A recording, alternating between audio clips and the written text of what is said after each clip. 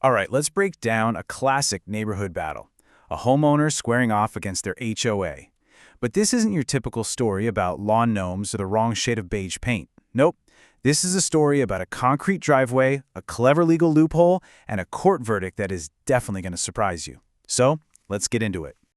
So let me ask you this. Have you ever been flipping through your HOA's rulebook and had that little light bulb go off? You spot a sentence that's kind of vague, a term they never defined, and you think, hey, I could probably work with that. Well, one homeowner thought the exact same thing, and his story is a fascinating lesson in how HOA power really works. So, Section 1, a driveway dispute. This whole thing starts with what seems like a pretty simple home improvement project, just extending a driveway. But when an HOA is involved, it's never, ever that simple. Okay, so here are our key players. In one corner, we have Michael Fairfield. He's a homeowner over in the Rancho Manana subdivision in Arizona, and he wants to add this 10-foot by 68-foot concrete slab next to his driveway. And in the other corner, you guessed it, the Rancho Manana HOA. They took one look at his unapproved project and said, no way, tear it out. And listen how fast things went south. In December of 2005, the HOA president himself gives Fairfield a heads up, a direct warning, get approval before you pour any concrete. But what happens just a month later? Fairfield goes ahead and builds it anyway. The HOA's reaction was, as you can imagine, swift. A violation notice goes out, and then they officially deny his request for a project that was, well, already finished. The battle lines were drawn. Moving on to Section 2, the HOA's rulebook. Now, to really get what's going on here, we have to look at the documents that run this whole community. And like a lot of HOAs, it's not just one simple rulebook. There's a real hierarchy of power written down on paper. The easiest way to think about it is like this. You've got the declaration, which is basically the community's constitution. It's full of broad, sweeping statements about preserving values and gives the HOA overarching power. And then you have the architectural standards.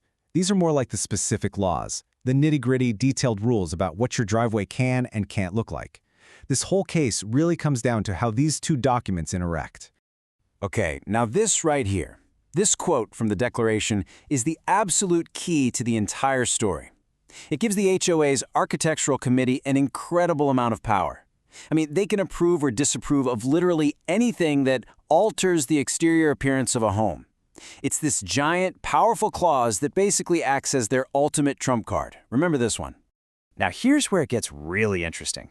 When the HOA sent their denial letter, they didn't actually use that super broad harmony power. Instead, they got very specific. They pointed to this one line in the architectural standards saying, all driveway approaches must lead to a private garage. This was their official reason for saying, tear it down. Okay, Section 3. A homeowner fights back. So when he was ordered to demolish his brand new driveway, Mr. Fairfield didn't just grab a sledgehammer. No, he grabbed the rule books and got ready to take the HOA to court. You can really see his perspective in this letter he wrote to the HOA. He truly believed his project was an improvement, that it added value. He even says, look, I'm sorry for not getting approval first, and I'll gladly pay a fine for that. He just really didn't want to tear the whole thing out. So when this whole thing ended up in an administrative hearing, Fairfield came prepared. He had this whole legal strategy ready to go. He argued that the term driveway approach isn't even defined anywhere. He argued that his extension does lead to the garage, so it complies. He even argued that the HOA can't just make up new rules and that they have to be reasonable. He was clearly ready for a fight. All right, Section 4, finding a loophole. Now, out of all those arguments, one was particularly clever. It was a classic legal move. If you don't like the rule, you attack the definition of the words in the rule. Think about it. The HOA's entire rejection was based on this rule about a driveway approach, but that term wasn't actually defined anywhere in any of their documents. So it all boiled down to one simple question. What in the world is a driveway approach? Fairfield's argument was simple.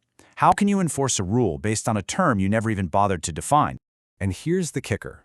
The judge totally agreed with him. The judge looked at it and said, you know what? A driveway approach is the part that connects your driveway to the street. Since Fairfield's project was just an extension off the side, it was not a driveway approach, and therefore that specific rule the HOA used, well, it didn't even apply.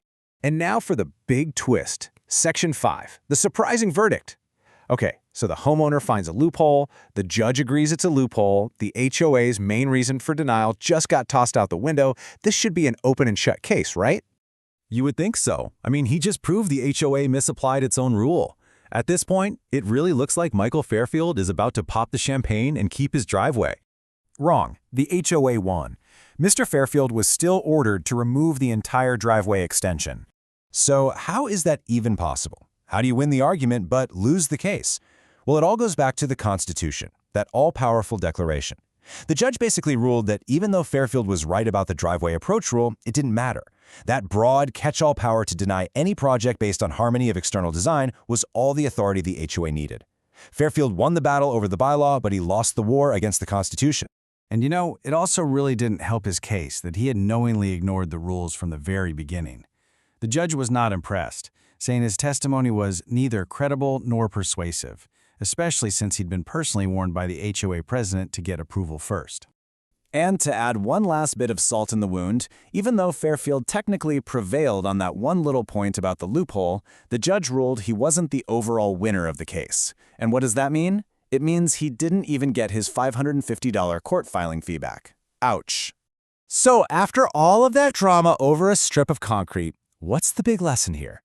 Well, the takeaways from this are absolutely crucial for anyone who lives in or is even thinking about living in a planned community.